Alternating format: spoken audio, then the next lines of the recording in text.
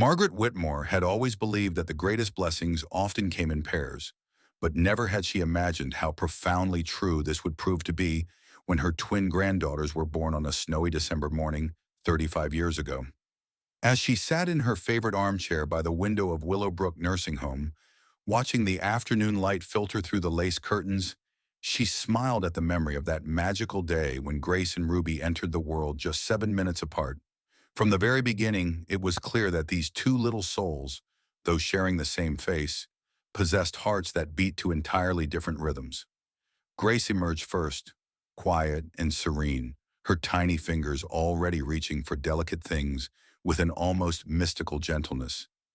Ruby followed with a lusty cry that seemed to announce her intention to embrace every adventure life could offer, her little fists pumping with determination even before she could walk. Their mother, Catherine, often marveled at how two children could spring from the same source, yet blossom into such beautifully distinct individuals. Grace gravitated toward the piano bench like a flower turning toward sunlight, her small hands finding melodies that seemed to flow directly from her gentle heart. By age 5, she could play simple hymns that brought tears to the eyes of everyone in their small Connecticut town of Millbrook. Her pale blue dresses never seemed to wrinkle. Her golden hair always fell in perfect waves, and she moved through the world with the quiet grace of a deer stepping through morning mist. Ruby, meanwhile, was pure sunshine and thunder rolled into one compact package. Where Grace whispered, Ruby sang at the top of her lungs. Where Grace tiptoed, Ruby bounded with both feet firmly planted in whatever mud puddle or adventure presented itself. Her overalls were perpetually stained with evidence of her latest expedition. Berry juice from the woods behind their house, grass stains from impromptu soccer games with the neighborhood boys, or paint splatters from her enthusiastic art projects that seemed to cover every available surface. Their father, Thomas, was a gentle school teacher who understood that children were like wildflowers, each beautiful in their own way and requiring different conditions to flourish. He would spend Saturday mornings helping Grace arrange elaborate tea parties for her collection of porcelain dolls, listening with infinite patience as she created elaborate backstories for each character. Later that same day, he could be found in the backyard, cheering as Ruby attempted to build the world's most ambitious tree fort, complete with a rope swing that gave their mother heart palpitations. Catherine worked as the town librarian, and she often said that raising Grace and Ruby was like tending to two different gardens within the same plot of earth. Grace needed quiet encouragement, gentle guidance, and the kind of steady support that helped delicate blooms unfold at their own pace. Ruby required space to run wild, challenges to conquer, and the assurance that someone would always be there to bandage her scraped knees and celebrate her victories, no matter how unconventional they might be. But it was Grandmother Margaret who truly understood the magic of their differences. A retired nurse who had spent 40 years caring for others, she possessed the kind of wisdom that comes from witnessing countless stories of human resilience and love. She lived just 3 blocks away in a house filled with photographs, hand-knitted Afghans, and the perpetual aroma of something delicious baking in the oven. Every Sunday after church, the family would gather at Margaret's house for dinner, and these occasions became the foundation upon which the girls' understanding of family love was built. Grace would help set the table with Margaret's best china, arranging the flowers from the garden with an artist's eye for beauty. Ruby would regale everyone with stories of her week's adventures, her animated gestures nearly knocking over water glasses as she described how she'd rescued a baby bird or convinced the older kids to let her join their basketball game. "Tell me everything, my little explorer," Margaret would say to Ruby, settling into her rocking chair with her knitting. Ruby never needed a second invitation. She would launch into tales that transformed ordinary childhood experiences into epic adventures. The morning she'd gotten lost in the woods behind the Hendersons' farm became a survival story worthy of a frontier novel. Her successful negotiation to stay up past bedtime became a masterclass in diplomatic relations. Margaret would laugh until tears streamed down her cheeks, but she also recognized something special in Ruby's storytelling ability. "You have a gift, sweetheart," she would tell her granddaughter. "You see magic in everyday moments. That's a rare talent." Grace, meanwhile, would curl up beside her grandmother after dinner, sometimes bringing her latest piano piece to share, or a poem she'd written in her careful, flowing handwriting. Margaret treasured these quiet moments just as much as Ruby's exuberant performances. She understood that Grace's gentleness was not weakness, but rather a different kind of strength, the kind that could comfort a crying child or bring peace to a troubled heart with just a few carefully chosen words. As the years passed, the differences between the twins became more pronounced, particularly as they entered their teenage years. Grace blossomed into a young woman of extraordinary grace and beauty, her musical talents earning her scholarships and recognition throughout their state. She seemed to float through the halls of Millbrook High School, her long golden hair catching the light, her vintage-style dresses setting her apart from her peers in the most elegant way possible. Ruby, meanwhile, threw herself into every sport available, her compact, athletic frame equally at home on the soccer field, basketball court, or running track. She kept her hair in a practical pixie cut that required minimal maintenance, preferred jeans and comfortable sweaters to the flowing dresses her sister favored, and had never met a physical challenge she wasn't eager to tackle. Most of their family and close friends celebrated these differences, understanding that the twins complemented each other in beautiful ways. Grace could calm Ruby's impulsive nature with gentle words and thoughtful advice. Ruby could coax Grace out of her natural shyness and encourage her to take risks she might otherwise avoid. They shared everything: dreams, fears, clothes when necessary, and most importantly, an unshakable bond that distance or circumstance could never break. However, not everyone in their extended family viewed their differences with such acceptance. During large family gatherings, particularly the elaborate Christmas celebrations that brought together aunts, uncles, and cousins from across New England, certain relatives seemed to take particular pleasure in making comparisons that cut deeply, even when delivered with smiles. "Grace is just like something out of a fairy tale," Aunt Vivian would gush, her voice carrying across the room. "Look at that posture, that elegance. She's going to break hearts wherever she goes." Then inevitably, her gaze would shift to Ruby, and her expression would take on a note of barely concealed disapproval. "Ruby, dear, have you considered growing your hair out? You have such a pretty face. It's such a shame to hide it with that boyish haircut." Cousin Eleanor, who fancied herself the family's unofficial style consultant, was even more direct in her criticism.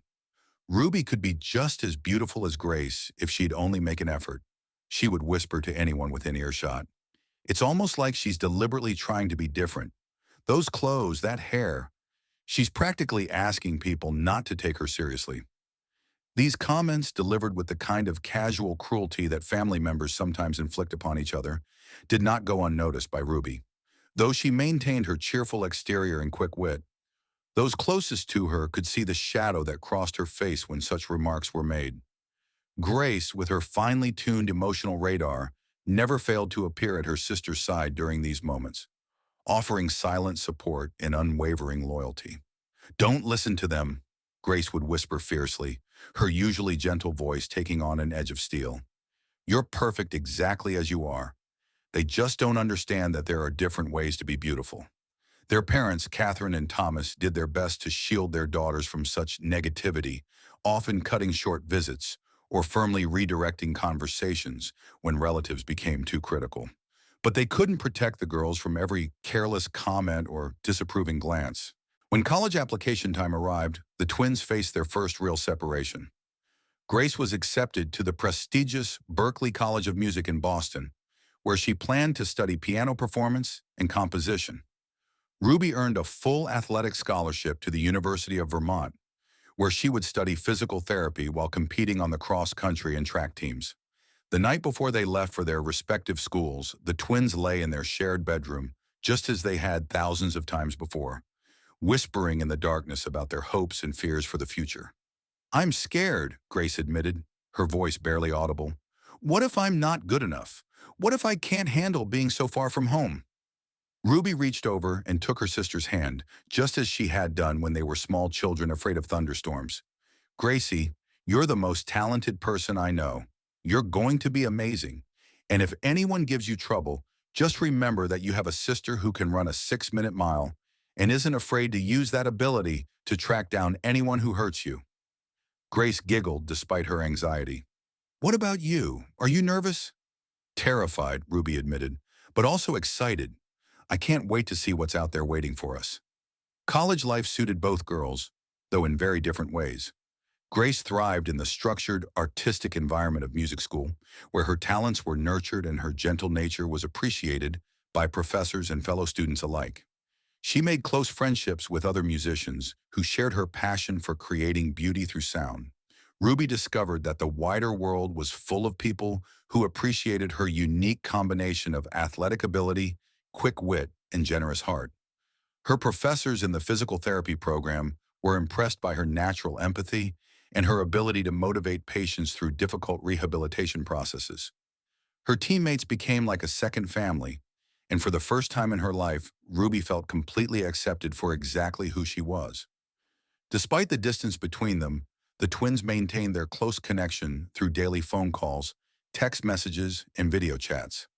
They shared their triumphs and struggles, celebrated each other's successes, and provided comfort during difficult moments. When Grace landed her first paying gig playing piano at a wedding, Ruby was the first person she called. When Ruby qualified for the regional cross-country championships, Grace drove 3 hours to cheer her on from the sidelines. After graduation, their paths continued to diverge in beautiful ways. Grace was offered a position as a music therapist at Children's Hospital in Hartford, where she used her piano skills to help young patients cope with illness and recovery. Ruby completed her physical therapy degree and was hired by a sports medicine clinic specializing in helping athletes recover from injuries and optimize their performance. Both young women had found careers that perfectly suited their personalities and talents. Grace's gentle nature and musical gifts brought comfort and healing to children facing some of life's greatest challenges. Ruby's energetic personality and understanding of athletic performance helped weekend warriors and professional athletes alike achieve their physical goals. Life settled into a comfortable rhythm for several years. The twins, now in their late 20s, had established themselves in their respective careers and maintained their close relationship despite living in different cities. They spent holidays together at their parents' house in Millbrook, where the family traditions continued much as they always had. It was during one such holiday visit that their world shifted in an unexpected way. Grandmother Margaret, now in her 80s but still sharp and spirited, had moved to Willowbrook Nursing Home after a mild stroke left her needing more assistance with daily activities. Though her mind remained clear and her spirit undaunted, the transition had been difficult for everyone in the family. Christmas Eve fell on Margaret's 85th birthday that year, and the family decided to organize a large celebration at the nursing home to mark both occasions. Catherine spent weeks planning the event, coordinating with the facility staff to ensure that Margaret's room could accommodate the extended family gathering they had in mind. When Ruby received the phone call about the party, her heart sank.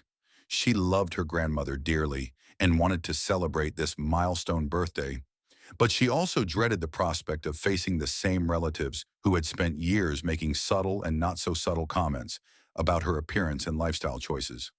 "I'll be there, of course," she assured her mother, though her enthusiasm felt forced even to her own ears. That evening, Ruby called Grace to discuss her anxiety about the upcoming gathering. "I know it's silly," she admitted, "but I still dread those family events. I'm 30 years old, successful in my career, happy with my life, and yet somehow Aunt Vivian can still make me feel like an awkward teenager with one disapproving glance." Grace was quiet for a long moment before responding. What if, what if you tried a different approach this time?" "What do you mean?" "Well, what if you showed up looking more like me, just as an experiment? See how differently they treat you." Ruby felt a flutter of something. Curiosity, perhaps, mixed with apprehension. "You mean dress up, wear makeup, and do my hair differently?" "Exactly, I could help you. We could have fun with it, like playing dress up when we were kids.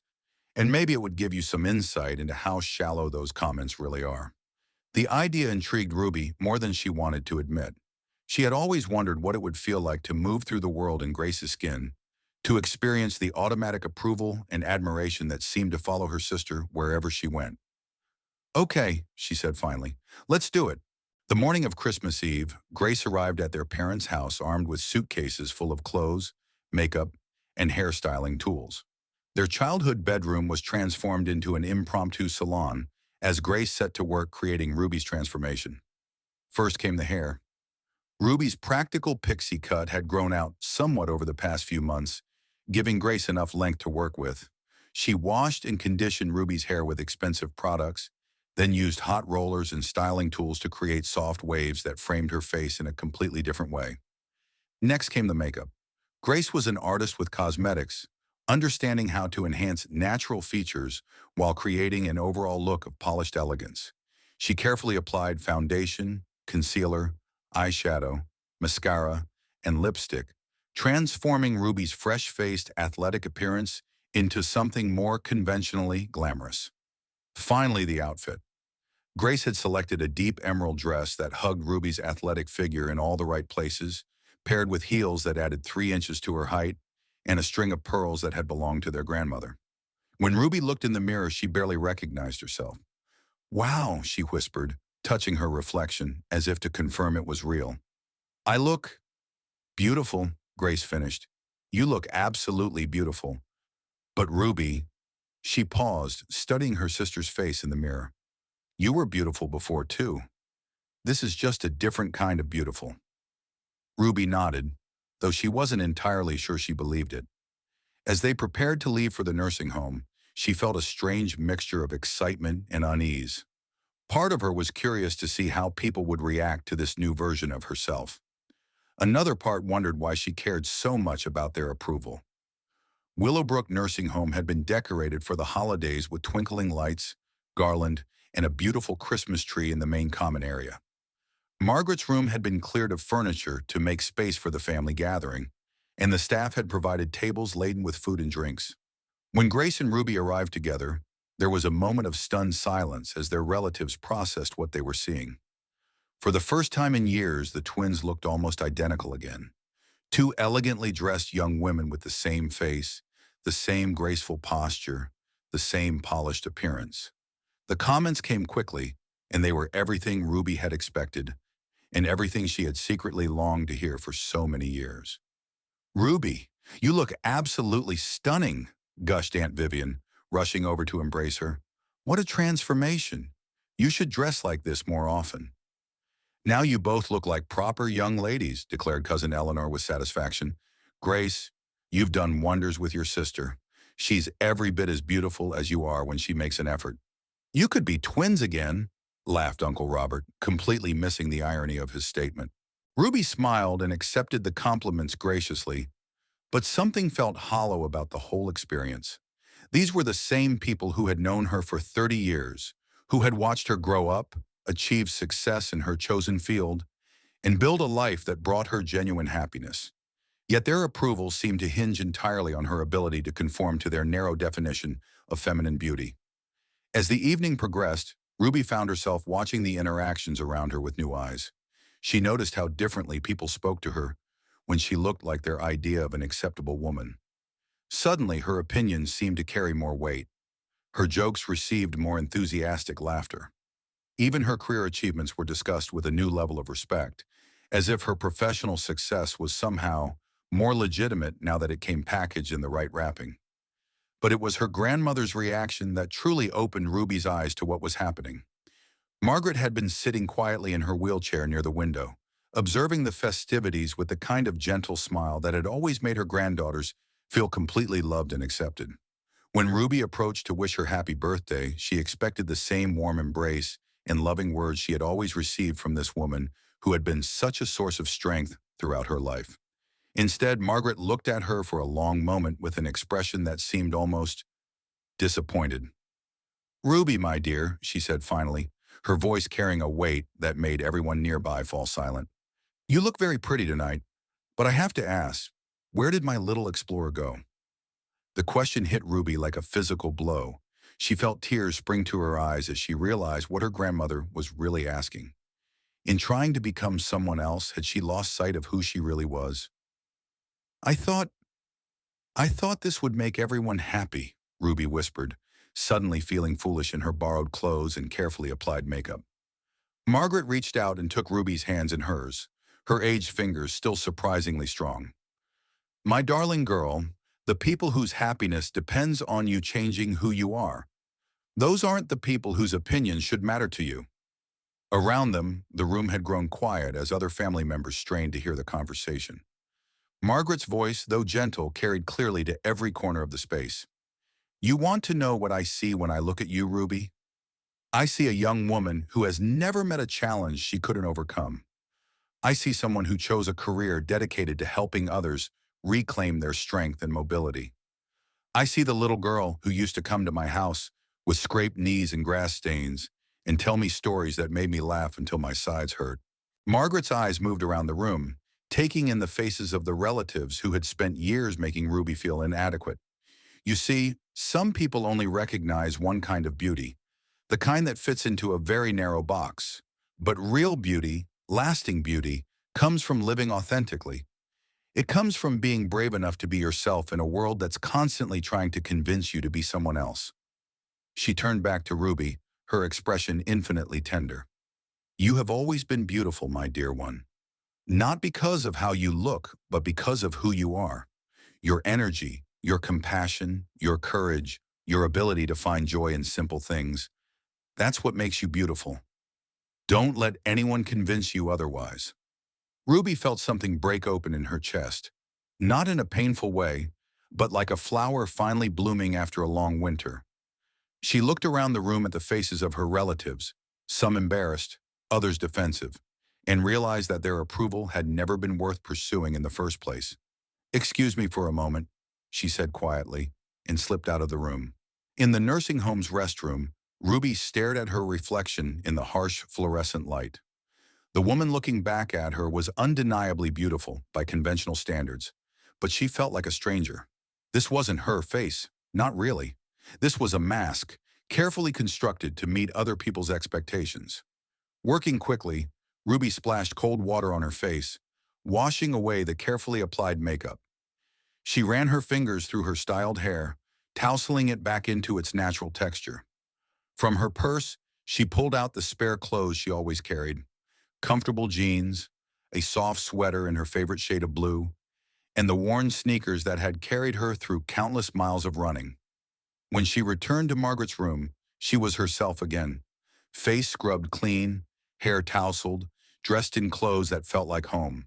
The transformation back to her authentic self was just as dramatic as the earlier makeover had been, but this time, the change felt like coming home rather than putting on a costume. Some of the relatives looked surprised, others disapproving, but Ruby found that their reactions simply didn't matter anymore. She walked directly to her grandmother, who beamed at her with undisguised joy. There's my girl, Margaret said, opening her arms for a hug. There's my beautiful, brave, authentic granddaughter. Grace appeared at Ruby's side, slipping her arm around her sister's waist. I'm sorry, she whispered. I thought it might help, but I realize now that you never needed fixing. Ruby hugged her sister tightly. Thank you for helping me figure that out. As the evening continued, Ruby noticed that her interactions with her family members fell into two distinct categories. Those who truly loved and valued her treated her exactly the same way they always had, with warmth, respect, and genuine affection. Those whose approval had been contingent on her appearance seemed less interested in engaging with her now that she had returned to her authentic self. The revelation was liberating rather than hurtful. Ruby realized that she had been working for decades to earn the approval of people whose opinions were based on the most superficial criteria imaginable. Meanwhile, the people whose love truly mattered, her parents, her grandmother, her sister, her close friends, had never needed her to be anything other than herself. As the party wound down and family members began to leave, Ruby lingered beside her grandmother's wheelchair. Margaret had grown tired, but her eyes were still bright with love and wisdom. Grandma, Ruby said softly, thank you for helping me remember who I am. Margaret patted her granddaughter's hand. My dear, you never forgot who you were. You just got temporarily distracted by people who didn't know how to see you clearly. But you found your way back, and that's what matters. I love you, Grandma. Happy birthday. I love you too, my little explorer. And remember, when the world needs your kind of beauty, don't let anyone convince you to dim your light. On the drive home, Grace and Ruby talked quietly about the evening's revelations. Grace admitted that she had sometimes envied Ruby's confidence and authenticity, even as others were pressuring Ruby to be more like Grace. "You've always been so comfortable in your own skin," Grace said. "I've spent my whole life trying to meet everyone's expectations of how I should look and behave. Sometimes I wonder what it would be like to have your courage to just be myself." Ruby looked at her sister with new understanding. "Maybe we've both been looking at this wrong. Maybe the goal isn't to be like each other or like anyone else. Maybe the goal is just to be the best version of ourselves." That Christmas marked a turning point for both sisters. Ruby stopped worrying about meeting other people's expectations of how she should look or behave. She embraced her natural style, her athletic lifestyle, and her authentic personality with renewed confidence. When relatives made comments about her appearance, she responded with humor and grace, but she no longer allowed their opinions to affect her self-worth. Grace, inspired by her sister's newfound confidence, began exploring aspects of herself that she had kept hidden in order to maintain her image as the perfect daughter. She took up hiking and discovered a love of outdoor adventure. She started writing songs that reflected her own experiences rather than what she thought others wanted to hear. Margaret lived for 3 more years, long enough to see both of her granddaughters flourish as their authentic selves. She attended Grace's first solo concert and Ruby's completion of her first marathon. In her final months, she often spoke about how proud she was of both girls for having the courage to be themselves in a world that constantly pressured them to conform. At Margaret's funeral, Ruby delivered the eulogy. Standing at the podium in her simple black dress and comfortable flats, her face free of makeup and her hair in its natural style, she spoke about a woman who had taught her that true beauty comes from living authentically. "My grandmother saw beauty in many forms," Ruby said, her clear voice carrying to every corner of the church. "She saw it in my sister's gentle grace and musical gifts. She saw it in my energy and love of adventure. But most importantly, she taught us that the most beautiful thing any of us can do is to be genuinely, courageously ourselves." Years later, as Ruby sat in that same nursing home, visiting other elderly residents as part of her community service work, she often thought about the lesson Margaret had taught her that Christmas Eve. She had learned that seeking approval from people who only valued surface appearances was not just futile, it was a betrayal of everything that truly mattered about being human. Now at 35, Ruby was the director of her own physical therapy clinic, specializing in helping people recover from injuries and rediscover their physical confidence. Many of her patients were women who had been told they were too old or not strong enough to pursue their fitness goals. Ruby's own journey toward self-acceptance had given her unique insight into how to help others embrace their authentic strength and capabilities. Grace had found her own path to success as well. She had started a music therapy program that brought classical music to underserved communities, and her compositions had been performed by orchestras around the country. She had also married a fellow musician who loved her for her talent, her kindness, and her ability to find beauty in unexpected places. The sisters remained as close as ever, supporting each other through life's challenges and celebrating each other's triumphs. They had learned that their differences were not obstacles to overcome, but gifts to be celebrated. Grace's gentleness balanced Ruby's intensity, while Ruby's courage inspired Grace to take risks she might otherwise avoid. Most importantly, they had both learned that authentic beauty, the kind that lasts, the kind that matters, the kind that changes lives, comes not from meeting other people's expectations, but from having the courage to be fully, unapologetically yourself. As Ruby finished her volunteer shift that afternoon and prepared to drive home to her own life, her own career, her own chosen family of friends and colleagues who valued her for exactly who she was, she whispered a quiet thank you to the grandmother who had loved her enough to help her find her way back to herself. In a world that often seemed determined to make everyone the same, Margaret had taught her granddaughters that their differences were not flaws to be corrected, but treasures to be cherished. It was a lesson that had shaped not only their own lives, but also the lives of everyone they touched in their chosen professions. And in the end, Ruby realized that was the most beautiful legacy of all, the ripple effect of authentic love, passing from one generation to the next, encouraging each person to bloom exactly as they were meant to bloom, in their own time, in their own way, in their own perfect, unrepeatable beauty.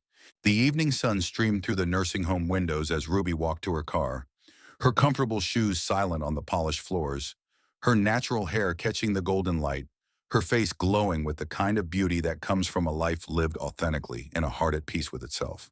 She was, in every way that mattered, exactly who she was meant to be.